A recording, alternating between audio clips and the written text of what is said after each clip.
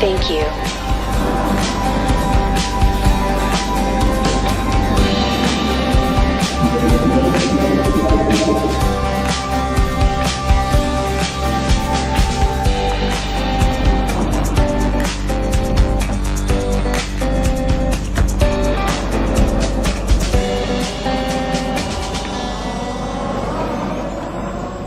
Introducing Software Series 7.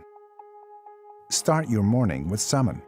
While you get ready, summon your Tesla from your Tesla app, automatically opening the garage, pulling out, and closing the garage for you.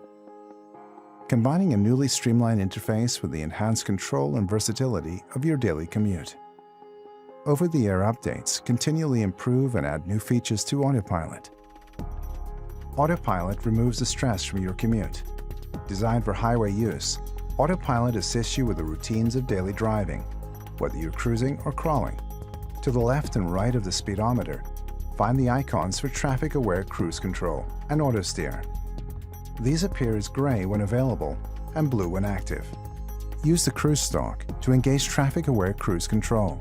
Pull it toward you once to engage smart speed and twice to activate auto steer as well. Keeping your hands on the wheel, ease back as traffic-aware cruise control maintains your cruising speed, dynamically adjusting in response to other vehicles. Auto steer will keep to the curve of the road, sensing both the lane boundaries and the surrounding traffic.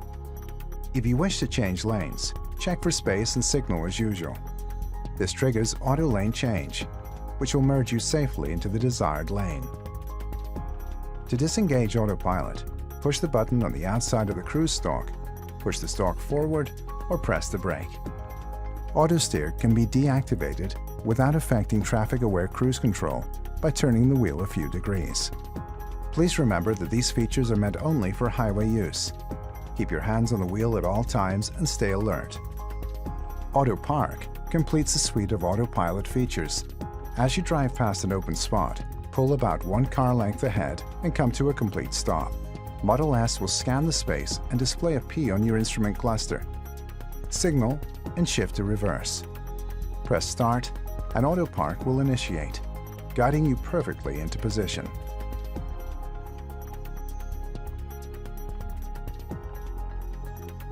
Autopilot changes the way you relate to your drive.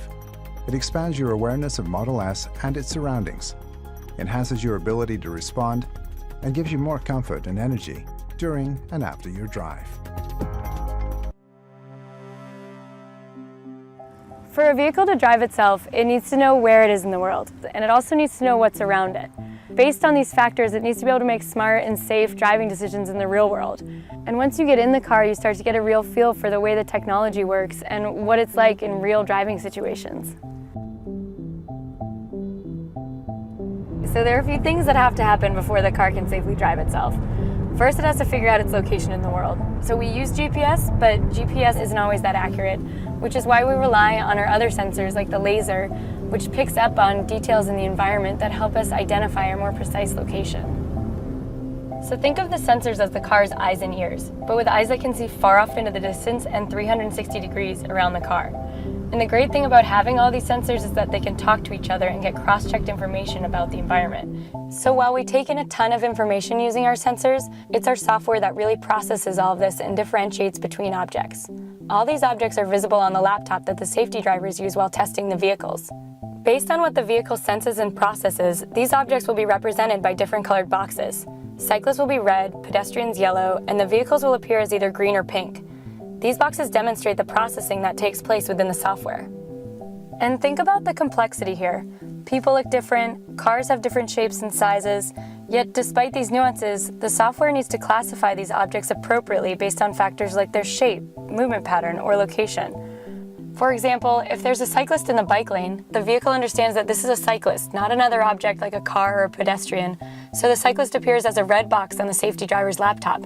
And the software can also detect the cyclist's hand signal and yield to them appropriately. When our engineers think about where the car should drive and how, safety is always the top priority.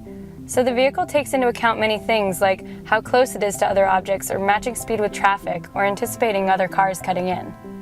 For example, as a passenger, it can feel a little uncomfortable passing by a large vehicle on the road. Our engineers have taught the software to detect the large vehicles, and the laptop shows them as larger boxes on the screen. As our vehicle passes by a large truck, it will actually keep to the farther side of the lane and give ourselves a little bit more space. We've also taught the vehicle to recognize and navigate through construction zones. The vehicle sensors can spot the orange signs and cones early to alert the car of any lane blockage ahead, and then we can change lanes safely. Another thing that's really important is for the vehicle to drive in a naturalistic way, because when it's natural and the car abides by social norms on the road, it's also safer.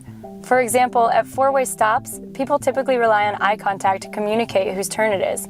And in our case, the vehicle inches forward into the intersection to indicate its intent. So my role as a safety driver is first and foremost to keep the car, myself, and everyone around me safe. And in addition to keeping the car safe, I also provide detailed feedback to developers and let them know the car does anything that maybe I wouldn't have done personally. Maybe the car wasn't assertive enough in a lane change or wasn't fast enough at a green light. We provide the detailed feedback so they can fine-tune the whole driving experience. By getting out there and driving in the real world, we're getting a better understanding of what exactly it's going to take to improve the safety and comfort and ease of transportation. And that's really what our project's all about.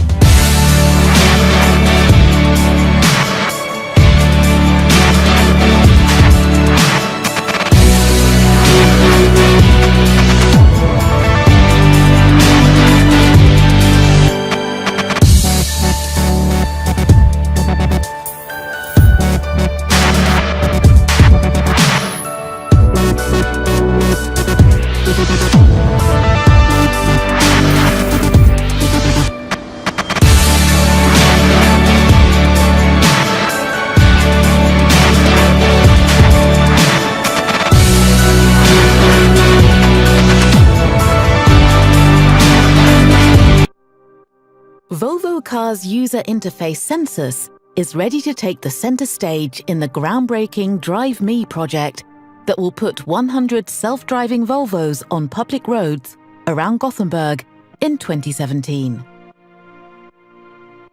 The interface is designed to be intuitive and easy to use.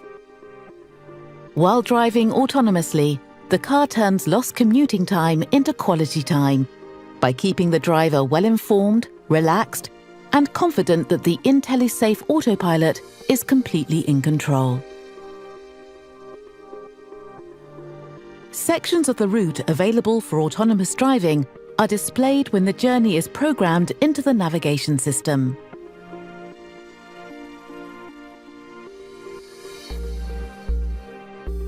When entering the road approved for autonomous driving, the car signals that the autopilot is available. Lights on the steering wheel paddles start flashing.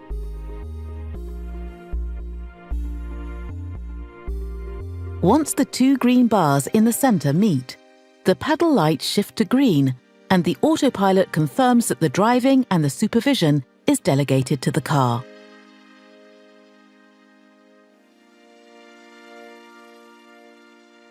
The remaining driving time in autonomous mode is counted down in the center of the right dial, keeping you informed about how much free time you have left. Functions not available during active driving are now available to use.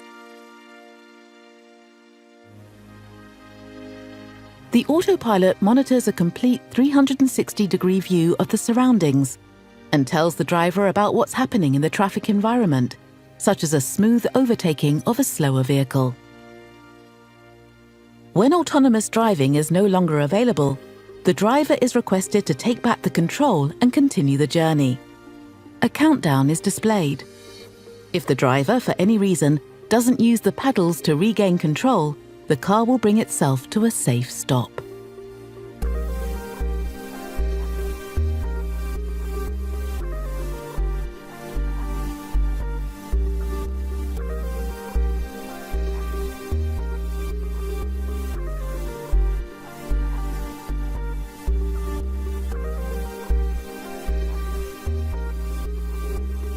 The self-driving Volvo will safely handle every aspect of the driving while you focus on something else.